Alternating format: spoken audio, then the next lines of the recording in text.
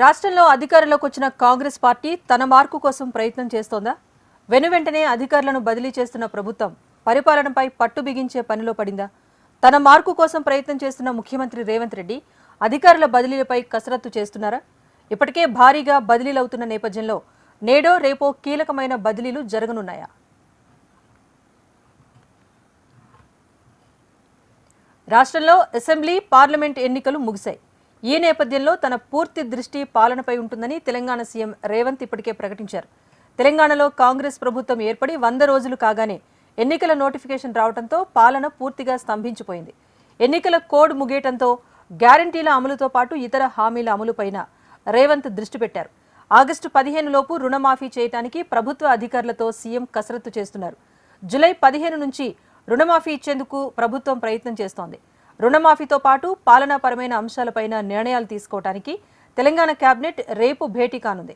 ఈ మంత్రివర్గ సమావేశంలో పలు కీలక నిర్ణయాలు తీసుకునే అవకాశం ఉంది.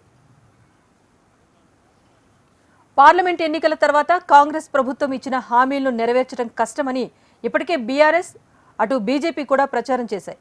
ఇదే సమయంలో వరుసగా ఎన్నికల కోడ్ కూడా రావడంతో అధికారులకు ప్రభుత్వానికి మధ్య కొంత గ్యాప్ ఉందని ప్రభుత్వ వర్గాల్లో చర్చ నడుస్తోంది. 10 సంవత్సరాల నుంచి అధికారులు అవినీతికి అలవాటు పడ్డారని, వాళ్లు మారటానికి కాస్త సమయం పడుతుందని స్వయంగా సీఎం రేవంతే పలు సందర్భాల్లో చెబుతూ వస్తున్నారు. పార్లమెంట్ ఎన్నికల తర్వాత అధికారుల్లో ప్రక్షాళన ఉంటుందని సీఎం రేవంత్ పలు చిట్చాట్లలో కూడా తెలిపారు. వారం రోజులుగా సీఎం అధికారుల పనితీరుపైన సమీక్షలు నిర్వహిస్తున్నట్టు సమాచారం.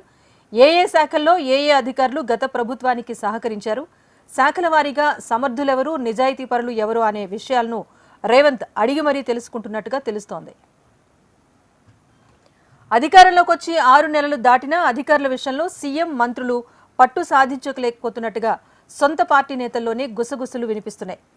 మరోవైపు కీలక విషయాలు అధికారుల వల్లే ప్రతిపక్షాలకు లీక్ అవుతున్నాయని ప్రభుత్వ వర్గాల్లో చర్చ నడుస్తోంది.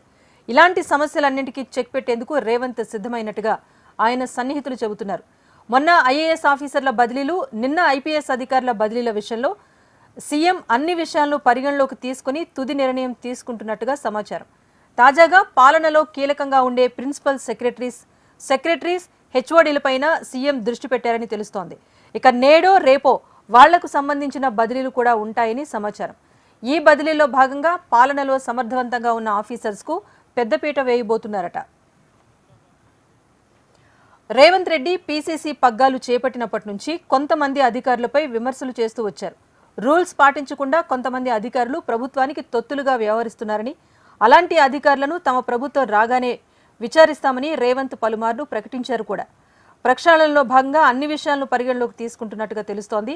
గత ప్రభుత్వంతో సఖ్యతగా వ్యవహరించిన అధికారులను, ప్రస్తుత ప్రభుత్వ ఇంటర్నల్ నిర్ణయాలను, ప్రతిపక్షాలకు లీక్ చేస్తున్న అధికారుల జాబితాను సీఎం టేబుల్పై ఉంచినట్టుగా సమాచారం. అలాంటి అధికారులను ప్రాధాన్యత లేని పోస్టులకు పంపించాలని సీఎం నిర్ణయం తీసుకున్నట్టుగా తెలుస్తోంది. గత ప్రభుత్వంలో రూల్స్ అతిక్రమించకుండా సిన్సియర్గా పనిచేసిన అధికారులను సైతం గుర్తించినట్టు సీఎం సన్నిహితులు తెలిపారు. అలాంటి నిబద్ధత కలిగిన, నిజాయితీ గల అధికారులను కీలక స్థానాల్లో ఉంచాలని సీఎం నిర్ణయం తీసుకోనున్నారట.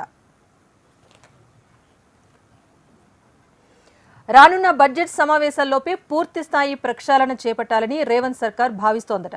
కొత్త టీంతో పరిపాలనను పరిగెత్తించేందుకు రేవంత్ ప్లాన్ చేస్తున్నారని చర్చ నడుస్తోంది. అధికారులకు, ప్రభుత్వానికి గ్యాప్ ఉందని వస్తున్న విమర్శలకు చెక్ పెట్టేందుకు చేస్తున్న ఈ ప్రక్షాళన ప్రభుత్వానికి ఎంతవరకు ఉపయోగపడుతుందో చూడాలి.